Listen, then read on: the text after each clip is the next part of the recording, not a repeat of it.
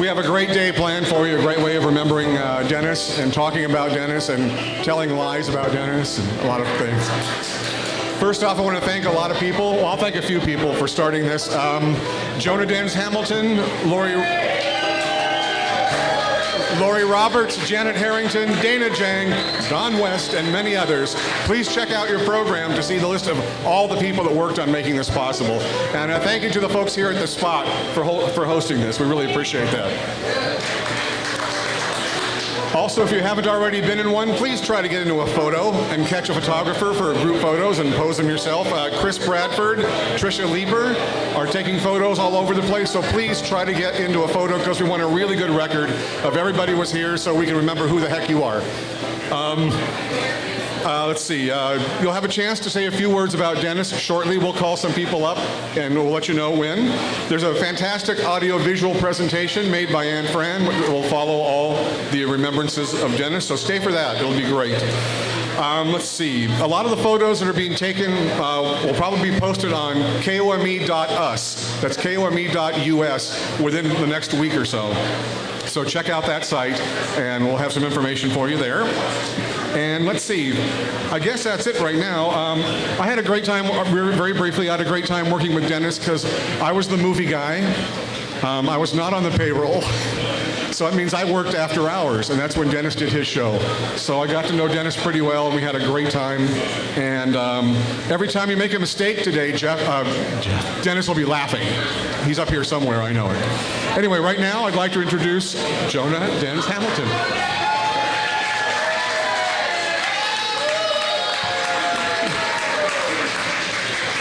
Now, those of us from KOME know the rah-rah. 1, 2, 3, rah-rah!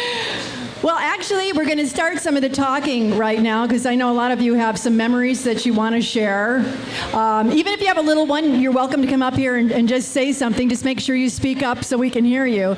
And we have maybe 4 or 5 of us that ahead of time said that we had a few things we'd like to say. Most of us are going to talk for about 2 minutes, which is what we want to keep it at because we have some fantastic things that are coming up at 4 o'clock. And we still have the great video from Aunt Fran that's ready to play when we finish talking. But I want to bring up one of Dennis's dearest friends. And if you could just say there were maybe 2 or 3 of his very dearest friends, this guy would be right up there. In fact, you want to give him a hand because he is the one that brought Dennis over to KOME to give him a little try. And of course, the rest was history. And I'm talking about Lauren Charles. Hello, everyone. I'd like to thank, before I start, I'd like to thank, and my voice is going, unfortunately, I'd like to thank Dana and Jonah and Karen and Janet Harrington, and of course, more than anyone else, Bob Dicken, who was just a saint, a knight in armor for Dennis.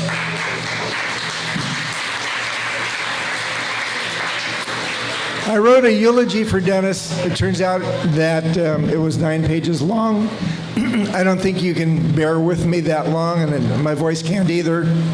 So what I'm going to do is post it online because there's no way I'm going to get through it. But what I will do is read the last couple pages for you.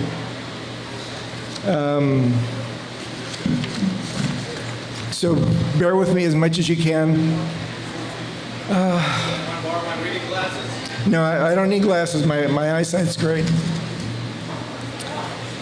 Dennis had his share of fame and fortune. He, along with Howard Stern in D.C., received national publicity for pioneering the Shock Jock label when they both appeared on a national CBS television profile, which ended with Bob Schieffer plaintively asking the camera if something could be done about this assault on our culture. I always thought Schieffer had to be referring to Mr. Stern. Dennis's show, on the other hand, featured an expansive universe which presupposed the audience familiarity with thematic concepts, films, characters, television shows, comics, monsters, politics, and stereotypes. Many know that Dennis was offered a prime slot at WLP in Chicago, but turned it down. He did this for 2 reasons. One is that he felt a genuine loyalty to everyone who worked with him in radio at KOME and later at KSJO. The other reason is that he was genuinely concerned about the welfare of his mother. because after his father passed away, Dennis was the only son left and would be the only son able to take care of her. Even when I suggested he take his mother with him to Chicago, he nixed that idea, stating that he did not want to remove her from the environment which she had known for 30 years. So while the larger radio world is prevented from ever enjoying the brilliance of Dennis's wit, we here in the Bay Area continue to be blessed by it.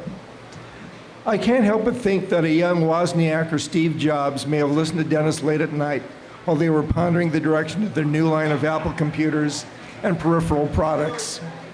Who knows how many young Silicon Valley entrepreneurs may have been inspired to see the world differently simply due to Dennis's unique way of presenting reality and then twisting reality to show an entirely different landscape. Although these are the kinds of questions we'll never receive an answer to, there's not a shred of doubt that Dennis's show and Dennis's life matter. That's why we're all here. Because somehow and in some unique way, Dennis touched each and every one of us with his wit, warmth, and humor, his genuineness, his sincerity, his love of life, and rock and roll. The last 6 years of Dennis's life were mired in memory loss and our shared frustration with his declining health. His passing was a prolonged slow-motion fall off of Coit Tower, or as he would have probably preferred, Coitus Tower. I sometimes had the feeling that he was sticking around just so we wouldn't have to bear the dreadful news that he was actually gone and no longer among us, that Dennis had left the building, so to speak. So when it's all said and done, why and how did he touch us on so many levels of existence in so many ways that we didn't even realize until his voice and his consciousness was no longer a part of our daily lives?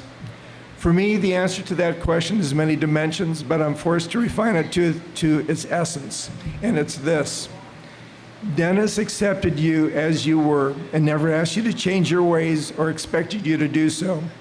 He enjoyed the person you were, and he enjoyed engaging your mind, questioning you about your likes and passions, learning from your insights, slightly evaluating your input, sharing his passions and interests with you, and whenever he could, cultivating your own curiosity about your world, seen from his own unique perspective. Perhaps one day we'll all be reunited in that big broadcasting booth in the sky, Studio One, and we'll look through the glass and see Dennis sailing along at the controls, sliders ready to crossfade up and over to the latest record to add to his rock galaxy. There is a part of my life that is now irrevocably closed behind me, although I continue to visit it so many times. When my mind wanders in my waking daydreams and in my sleep, I cannot even begin to comprehend what my life would...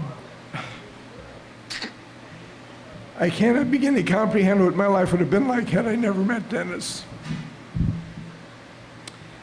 For he helped me change me in ways he never knew to be a better, more fair, more honest, more passionate person.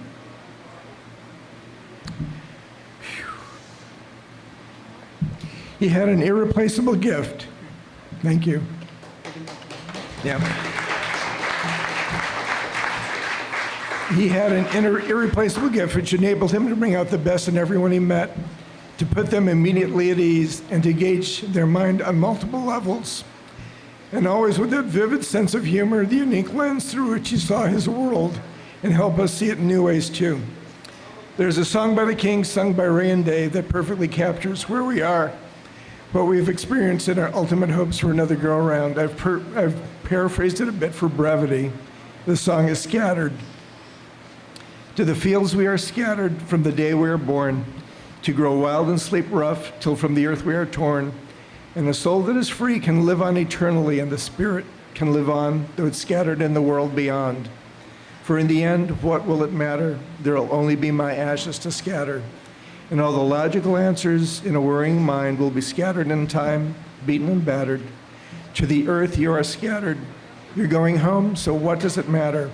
To an atomic mind, scattered while you travel time. Goodbye, my friend.